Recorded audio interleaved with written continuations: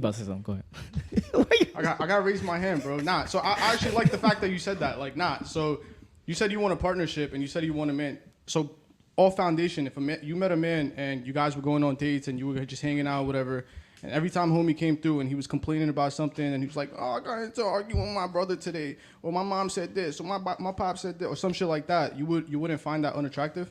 So let me tell you, because I just kind of recently got out of something like that. It was a guy that I was talking to. He was always going through some shit, like some bad energy. Like, man, people don't want me to be great, this, that, and the third. I'm not mobile right now. My car, my this, my that, my da-da-da. So this is where I feel like there's a misunderstanding, right? Because you're saying it's a partnership, yeah, but in a partnership, there's no point of being partners if both partners are bringing the same exact thing to the table. Yes. So men want you to be emotional, or not even necessarily we want you to be emotional, but females generally operate out of a more of an emotional place. So they're more chaotic with their emotions.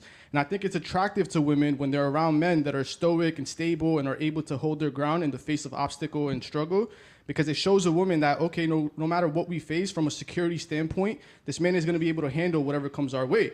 So I think women are generally looking to be with men that are stoic, and men like women who are healthy emotionally, because it shows a sign of this woman hasn't been with multiple men. Yes. Go ahead.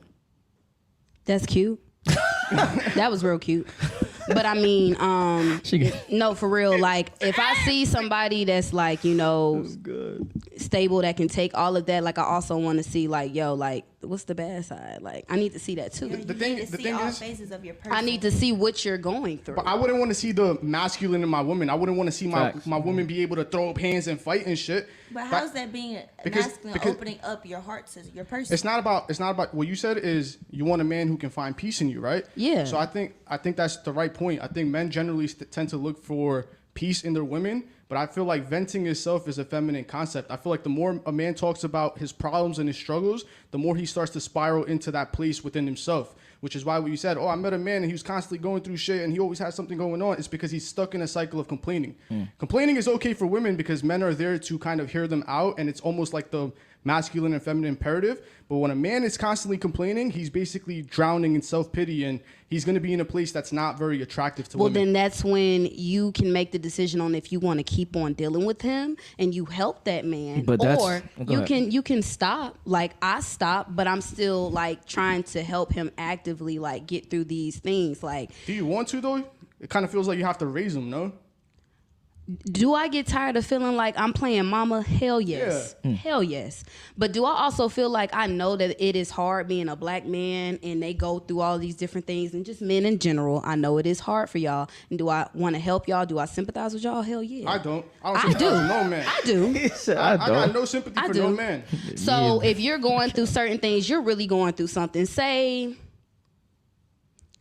you and your girl, have you seen that movie with Kevin Hart? Had the baby with his wife. Wife died after giving birth. You wouldn't want nobody to have no sympathy for you at all.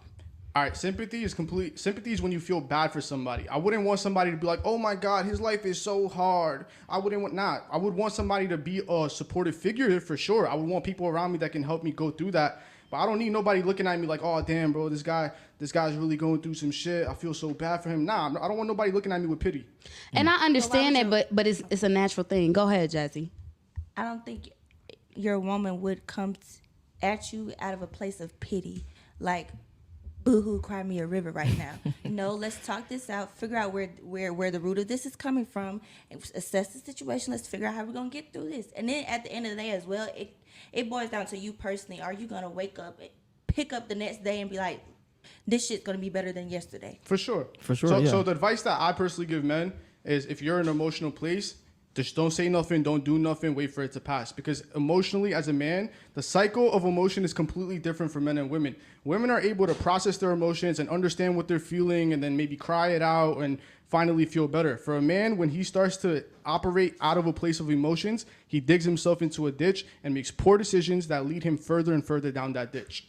Is every man like that, though? This is how men operate. Yeah. Is that how every man is? Not outside. Every. We're not going to say every. We never use the word every. Man? Majority. We say majority. Generalities. Yeah, we use majority over here. But I mean, so I feel like if us as women, like, we're placed and we're here as those creatures who know how to go through our emotions and Sure. everything. If we want to help y'all with that, what's the problem? But the problem is, what's your capacity of help, right? So if we complaining or venting to you, there's a possibility that you might start looking at us weak and then leave us. So why would we even take that chance when we can go to our friends, our guy friends that are literally, number one, fits better because they're going through the same things, and number two, they're not going to judge us the same way you would judge us.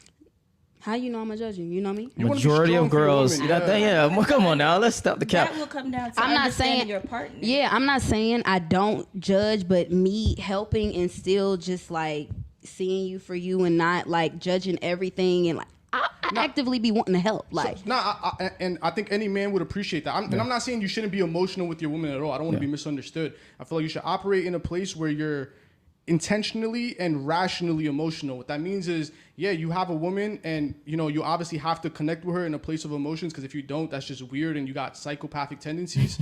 But I feel like as a man, you have to be very strategic about when you're getting emotional and what you're speaking to your woman about, because as Don said, men and women operate in completely different realities. So a lot of times when we're talking to women about our problems, they're giving us solutions that are not productive to the masculine nature.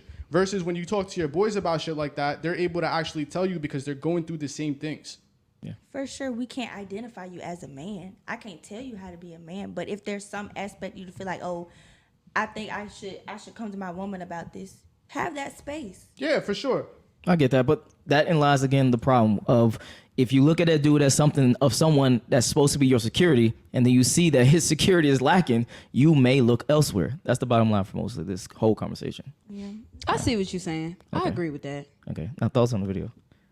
I don't even remember the video. I'm not even going to Well, There's so much going on. so much going on. All right, so then question: do women choose submissive dudes over dominant dudes? That was the main purpose of the video. Okay. I mean, To control them because they don't want to be checked by dominant dudes, etc. I'm not going to say it. Well, it could be a control thing. If we're speaking in majorities and generalizations, women nowadays, like our generation, definitely, just because most women are going in with the mindset of, like she had said earlier, Yeah. I don't need a man. Mm-hmm.